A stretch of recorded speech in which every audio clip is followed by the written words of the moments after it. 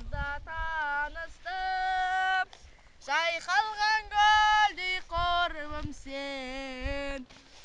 Жағада тұрмын мен, жаз еді бұл күнде, қайдасың сол күндер?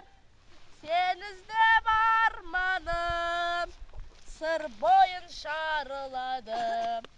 Өзіңмен арыстың, пойызда таныстым. Старшина тарам Жарақович, бұл жерде жатуға тыйым салынған. Сен итсің.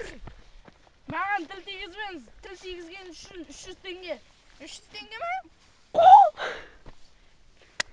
Ана жерде 1000 теңге. Сен тағы да итсің. 600 теңге болды ма? Онда тағы да итсің.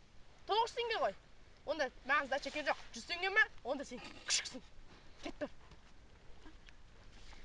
Өзіңмен